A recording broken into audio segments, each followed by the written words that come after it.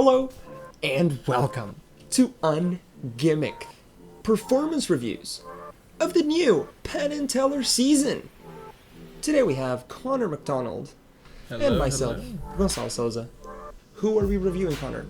Today we got Jonathan Burns. I watched his performance and I was like, I literally was like, this is the guy we have to do for the video. There was no question about it. Oh, also, my mug. Make sure you watch Jonathan's video and Jonathan's performance before you watch this review, otherwise things won't make a lot of sense to you, but do come back and watch our insights and then share your thoughts in the comments as well. So, without any further ado, let's begin.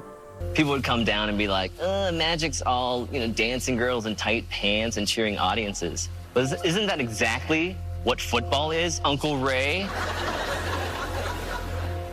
We will comment on set design later, but first, and let me refer to my notes, it's talking about dancing girls, tight pants, cheering audiences. That's his Uncle Ray's description of what magic is. And it's so easy to deconstruct anything into its bare... Well, to the bare bones of it. I mean, like, if you can look at anything through a cynical lens and it'll be what you want to make it. When you look at something with the intent of finding what you're looking for, you'll find it.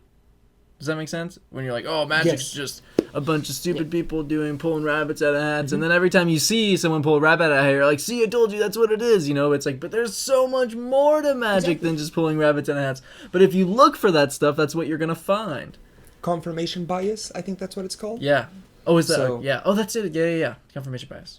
So I think it's important to take things for what they actually are and not deconstruct, because then Jonathan turns it on his Uncle Ray and says, oh, but football is the exact same thing. So yeah. Let's give each thing its proper time and place to shine. The straitjacket, invented in the late 18th century to cure anxiety and depression. Luckily, it worked so well that people no longer suffer from these afflictions. I'm honestly being nitpicky just for the sake of being nitpicky. Because a lot of people do struggle with anxiety and depression, and he's just making a joke about how the straitjacket cured it when it actually didn't. And as we all know, being in a straitjacket, I have not been in a straitjacket, but I can tell you, just watching someone be in it, it gives me anxiety. A lot of people struggle with it. It was a little bit of a weird joke, and somebody could misinterpret that the wrong way.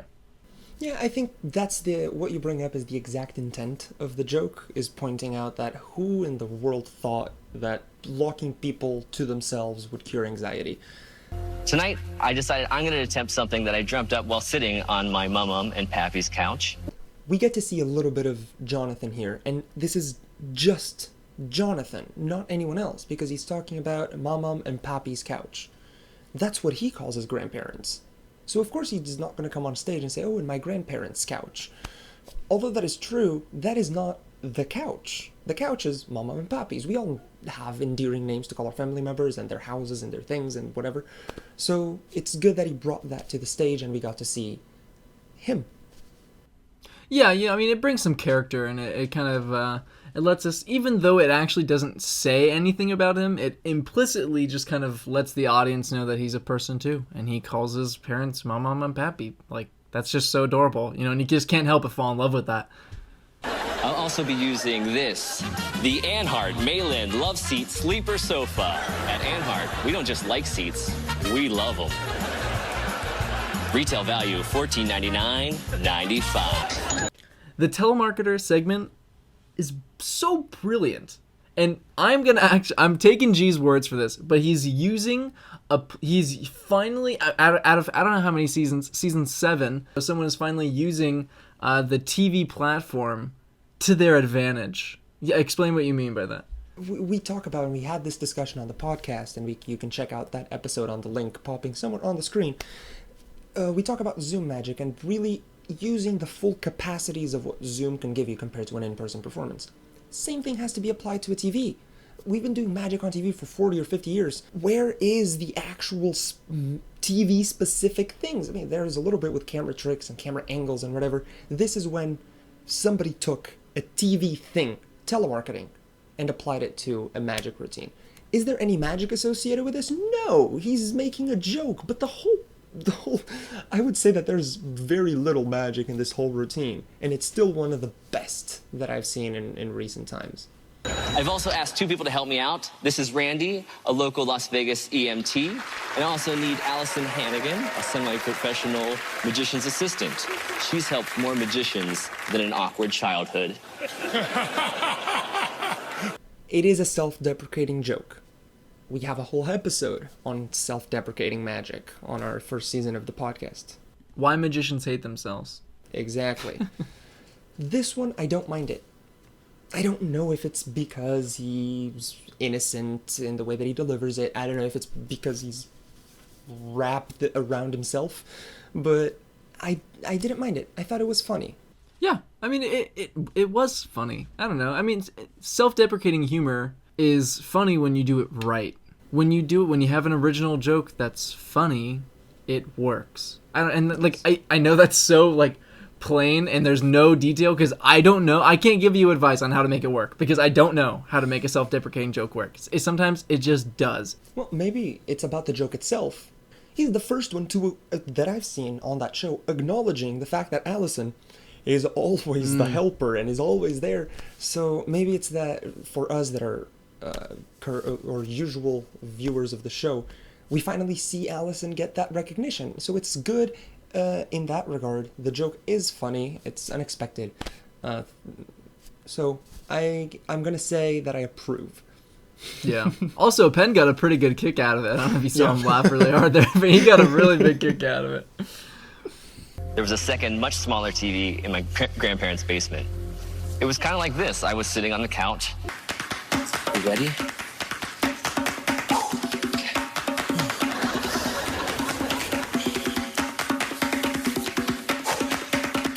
Okay, tuck me in.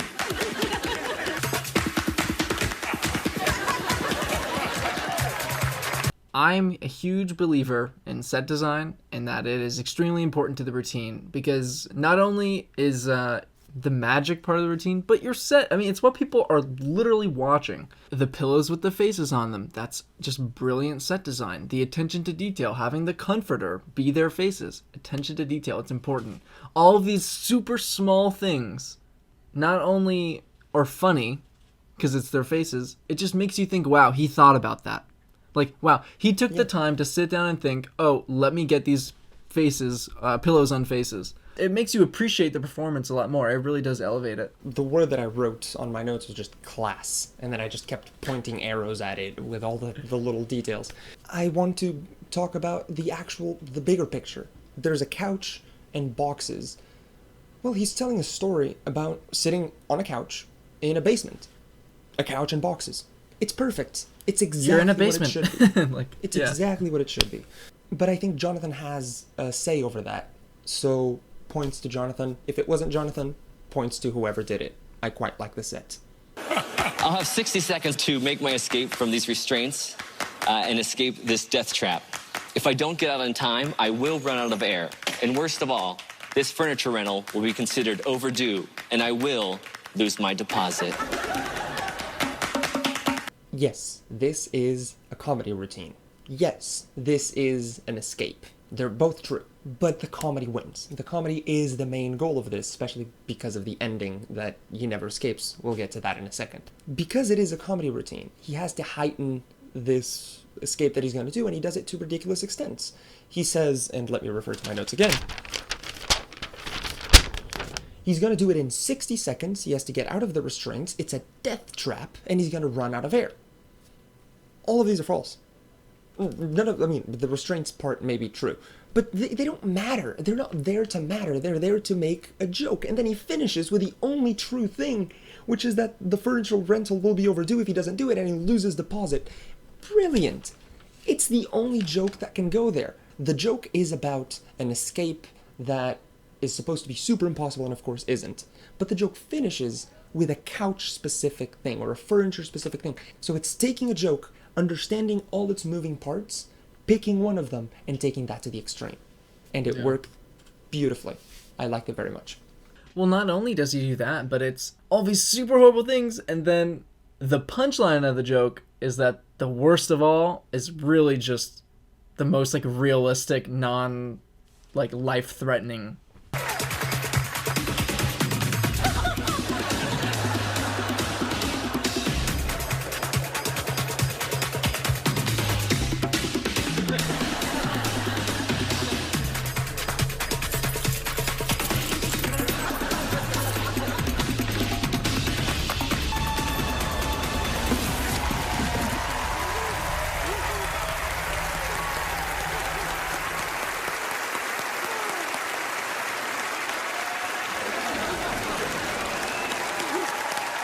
Like I said, I'm being nitpicky, and like only because this routine was so good, I was forced to be nitpicky about stupid little things. He said he was gonna get out of the straitjacket, gonna get out of these restraints and out of the sofa, and then he got out of the sofa, and then he makes you think that he got out of the restraints, and it was awesome. It was super funny, and I loved it. But then, I mean, it fell off of him, and then he didn't get out of the restraints. So like he said he was gonna do something, and then he didn't. Didn't he? Because I think he did. When we were planning this just before we hit record on our cameras, Yeah, I know. we always debate the things that we're going to say. We have our little scripts. And we noticed that we disagreed. And we were like, should we talk about this? No, let's do it with the camera on. So here we are. I think that he did escape the jacket. And it's very subtle. And it has to finish with him not escaping the jacket. And I'll explain why I see it this way. When he's in the couch, he pulls out Cheerios and then a remote and keys. Again, attention to detail. It's so, so good. If you want to do a good comedy routine, you have to pay attention to the details and you have to take those to the extreme. When he's in that couch, you see his hand come up with Cheerios, and his hand with a remote, and his hand with keys. His hands were tied to him. How is he? He must have escaped the jacket to do those. So in a way, he does escape. Yes, I mean, like, and that's where the argument is, right? He theoretically does escape. Obviously, he escapes, right? It's like, how did he get his hand out of the couch? Like, how did he get all the way over to the other side of the thing? Like, he must have escaped from that, and he had to get out of there. But the final image, I mean, that image of the arms falling off is so brilliant. But so good. At the end, it just didn't, for me, it didn't make sense that he was back in the straitjacket. And although I think it was funny and brilliant, it's just, he said he was going to get out of it, and then he kind of did, but then he got back into it. I see what you mean. And now, is that for comedy? Yeah, it is for comedy. And that's why I said that I think that I'm still on his side. Because since this, I don't think this aims to be a magic performance. This aims to be a comedy performance. It aims to be 5 minutes of comedy that uses magic elements. That if his intent was to do a magic trick, he can do better tricks than that. I've seen other things by Jonathan. But I don't think that's what he's best at. I think this is where he excels. He excels at being ridiculous. He comes out, of course, with the fake arms in the air. Hey, I escaped. And when they fall, his face completely changes. And that's what sells it. You need to sell those things because as a magician, you are a character. We always say this, and it's overused, but it's true. You're a character, and your character needs to have feelings and react to the things that happen. If you said that you were going to escape, like he did, and then your arms fall off, showing that you didn't escape, you have to look mad, and he does. Which I think confirms what you were saying, Connor, which is, from a magic standpoint, even the character knows that they failed. Mm-hmm. But from a comedy standpoint, the success is tremendous. So I think we come to the end of this, and I agree with you. Magically, he fails. Quote unquote. Comedically. It's important to know. Quote unquote fails. He doesn't fail. He does the escape, and he gets out of the couch and shows up somewhere else. But from the straitjacket escape, theoretically he fails, but he actually succeeds because his arm comes out of the couch. But then it doesn't. But comedically, he wins. I mean, I think he wins all around. Honestly, because it comes full circle. I'm in. I can get in with that. Yeah. So we are gonna go to overall comments. I think I've already overall commented that I loved it. Yeah, I think we have already overall commented. It was good. It was a great routine. I absolutely adored it. So, your job right now is to go down, subscribe, and leave a comment to continue the discussion. Then your second job is to go over to our social media and follow us at Ungimmick. And your third job is to continue to love us and support us. So, 3 jobs for you. Please love us. If you guys saw something that we didn't touch on, we'd love for you to comment on it, and we'd be able to make an IGTV out of it if we disagree or agree with it. All that fun stuff. We just want to hear what you have to say. And we're always active in the comments as well, so we'll be responding and interacting with you. We will be reviewing more and more episodes and performances of this Penn and Teller season, so if you want to stay up to date, click the little bell and you'll be notified every time we submit a video. My name's Connor McDonald. My name is Gonçalo Souza, and this was Ungimmick.